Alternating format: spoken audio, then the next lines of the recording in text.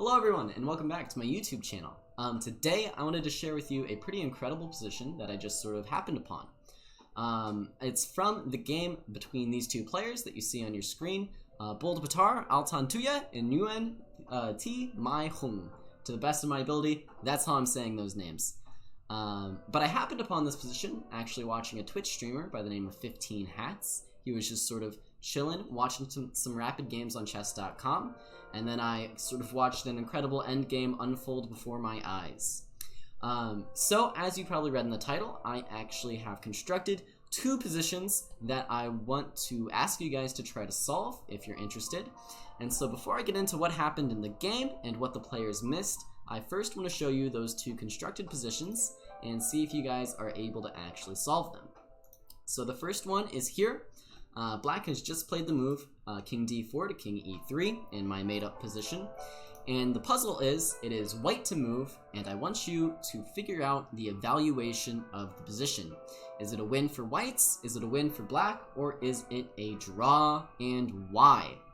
And then, if you think you're clever enough to solve this one, I want you to answer the same question for this position. Of course, it is identical to the first position, with the caveat that the pawn on B2 has been lifted to the B3 square.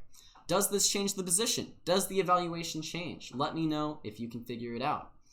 Also, by the way, you might hear some background music in this video. I messaged a wonderful person by the name of Chewy Melodies, and he was like, yeah, you can use my music in the background of your videos, just link to my Spotify in the description. But, you know, I threw him on the screen anyways. He doesn't really have a lot to gain by me using his music. Obviously, I am not the most popular channel out there, so I want to say a huge thank you to him for letting me do that. That's really cool. Let me know what you think. Is the music more distracting than it is helpful? I thought it might be nice just to fill, you know, kind of that background ambiance. Anyways, though, without further ado, let's jump into what happened in the game. In this position, white played bishop e2, black played knight b1 check, king e1, king e3, a4, and now knight d2. And you can sort of see where I got the inspiration for those two constructed positions. I really didn't change all that much.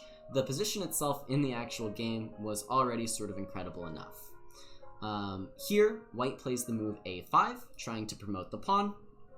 And then black's first main idea sort of comes into play here. Of course, on the surface, it looks like these two pawns are just way too powerful, and black is probably just losing. But black has a really interesting idea here. So if you want to try and find black's idea, go ahead and pause now. But okay, here it is. The idea is f3. And this is a really great move for black.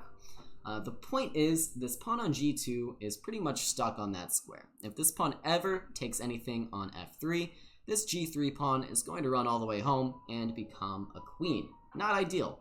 So, bishop takes f3 is a lot more natural, but now the problem for white is black can actually take this bishop again, take on f3 again, and g takes f3 still actually loses to black queening. So king f1 has to be played. Of course, king f1 rather than king d1 because white is interested in preventing the black king from getting to f2 when it would take, and again, black could promote. Now, black still has to deal with the problem of these pawns. Just because she's won a piece here does not mean that she's out of the woods just yet. So knight d4 is played. And then in the game, white actually goes a6. We see knight b5, just in time to stop this pawn. And then b4 is played in the game. And now black manages to come up with a really cool idea. She goes king d2. And we see here, as I've illustrated on the board, the white king is in a little bit of a box. What do I mean by that? Well, of course, all of these squares are unavailable to the king, and so king g1 is the only legal king move that white has. White could also move the a-pawn, but if white starts losing pawns here, we'll see something pretty bad might happen. I'll talk about that a little bit more later. For now, let's look at the game. The game, king g1 was played. King e2 sort of continues shepherding this king into the corner. King h1, king e1 was played, king g1, king e2, repeating, king h1, king f2, and now, with white fully stalemated in the corner, she must give up the pawn on a7, so we see a7 played, knight takes a7, But then after b5, black ran into this awkward problem where if knight takes b5, white is just fully in stalemate. So in the game, the move king e2 was played, b6, knight c6, b7, knight b8, and eventually the game was drawn, with black coming after this pawn on b7, and white taking black's last pawn on g3. They played for a bit, and black ends up capturing white's last pawn, and the game is drawn. So what caught my eye about this admittedly pretty cool endgame just on its own? On its own, the way that the game was played, it's a pretty cool endgame. Well, that comes into play with what black actually missed. So, way back here, in this position, when black played king f2, black actually has a better move. So, with that idea in mind, if you still want to try and solve it for yourself, I'd encourage you to do so now, because what I'm about to reveal is sort of going to blow the puzzle wide open. Okay, so what is black's better move than king f2? Well, it's actually king f1. What's the difference? Well, black is still stalemating the white king in the corner. White is still going to go a7. Black is still going to have to capture, lest white makes a queen. But now after b5, black can actually win the game. So, last chance. Pause the video here if you want to try to figure it out for yourself. How does black win? Alright, here it is. Knight c8, b6 is the only legal move. Knight d6, b7 is the only legal move. And then black can actually allow white to queen, with the idea of the incredible knight f2 checkmate. So this was actually available in the game continuation to black. Black just missed it, unfortunately. But this exact position could have occurred in a real-life rapid game. Not some made-up endgame study, a real-life game. This was the best line that could have been played. Pretty incredible stuff. So, how does that relate to puzzle number 1 that I gave? Well, of course, it's a very, very similar position. But white actually has a lot of options to sort of fight back against this idea. So, with black's checkmating idea in mind, if you want to pause the video now, I'm giving you a ton of chances to. It's sort of going to get easier and easier as I reveal more information. But if you think you can solve it now, once again, I would encourage you to pause. Otherwise, here we go. What is white's idea to draw the game?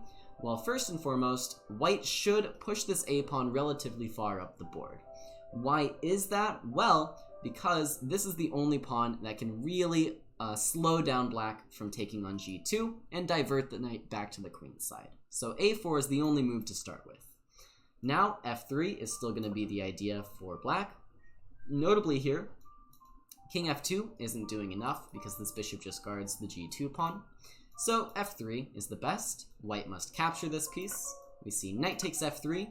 Again, white is in the same issue where g takes f3 would lose the game to g2 and g1. So white plays the move a5 instead, diverting the knight back to the queen's side. The move knight d4 should be played to stop the pawn. And here it is actually correct to go a6. Now knight b5 has to be played to stop this pawn. And finally, with white running out of threats on the a-file, it's time to stop king f2 and go king e1. Okay, and now we get into this really interesting position, right? It looks as though black is going to be able to zugzwang white, and we're going to see exactly the same opportunity that black had in the real game continuation, right? How is black going to zugzwang white? Well, eventually white's going to run out of pawn moves and then have to go king f1. And then we're going to see black, once again, corral the king in the corner and win with this knight c8, d6, e4, f2 idea. What's the difference here? Well, once again, I would encourage you to pause the video and see if you can find out how white can actually draw this position. So far, the play has been relatively forced. Really, this is the best play for both sides. And so, in fact, this position is a draw with best play. Let's see if you can figure out how white does it. Okay, here is it. Here's it. There's the solution. This is it. No more secrets. The secret is black has to pass with knight a7 and repeating knight b5. So knight a7 should be played. Can't pass any other way or else the pawn will queen. And then the huge move for white is actually to get rid of this b pawn. If white can sacrifice this b pawn, then white will draw the game. So b3 is the incredible move that draws the game for white. Why does this draw? Well, now black has to pass. Black can pass on any of these squares, no matter where he goes though. white will go b4, and now the only pass for black is back to a7. Notably, by the way, knight b5 is the same. b4, knight a7 must be played, or else this pawn will queen. And now the incredible move, b5, saves the game for white. How does this save the game? Well, black must capture this pawn. Otherwise, if knight to c8, then b6 will be played, and you're capturing this pawn anyways. So, knight takes b5, and now white can safely go king f1. And the issue for black is that this is now just legitimately stalemate after a7.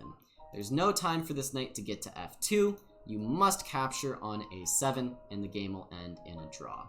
Notably, black can try to be a bit more clever and put the knight on a better square, such as c6 or c8, but it's still going to be way too slow. You never quite get to f2.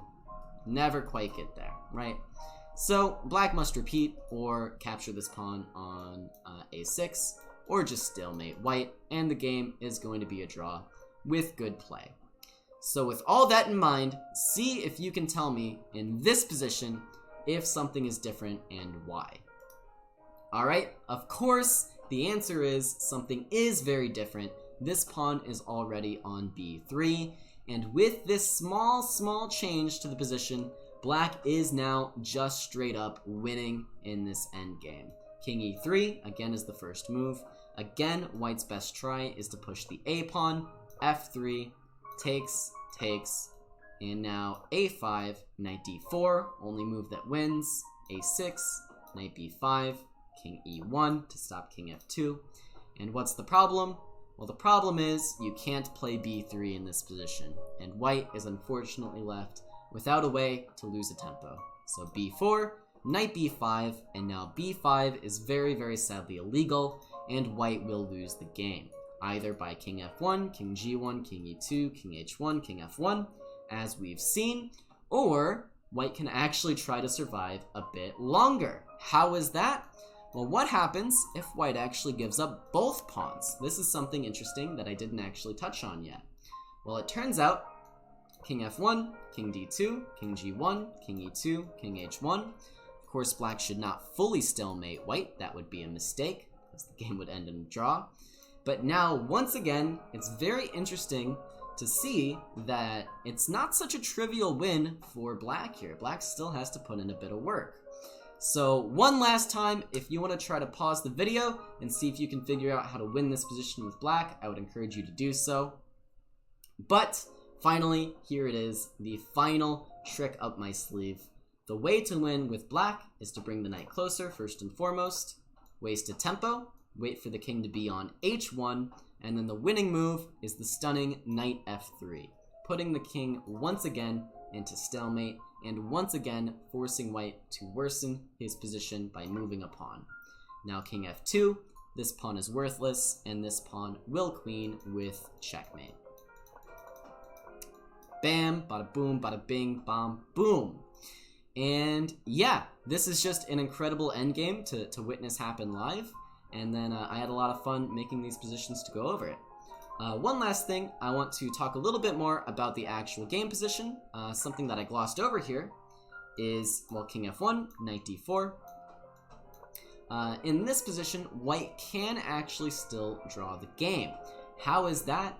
Well, the tempi are actually working out in white's favor here if she plays the move b4. Why is that? Well, with a6, knight b5, now the tempi do not work if you go king e1, knight a7, b4, knight b5, and if b4, it looks as though the tempi are going to work out, but unfortunately for white, black can now go king d2 and is free to waste a tempo, king g1, king e2, king h1, and now after king f1, black does not have to waste any time with the knight, and so black would win again. So here, if b4, then the tempi do work out though, as I said. Knight b5, now king e1 to stop king d2. If you go a6, then king d2, and once again black wins. But king e1 here, pass, b5, take, and the game is just a draw. Really incredible stuff in this endgame, and I'm glad I got to share it with you guys. So that's going to do it for today. Hopefully you enjoyed this video. Hopefully you enjoyed this endgame position. It honestly kind of blew my mind the first time I saw it. So let me know if you had any questions on the position in the comments down there, and I'll try and get back to you guys on it. And let me know what you thought. Do you like this endgame? Just let me know. Alright, that's going to do it for today. Thank you all so much for watching. As always, my name is Caleb Denby, and I will see you next time.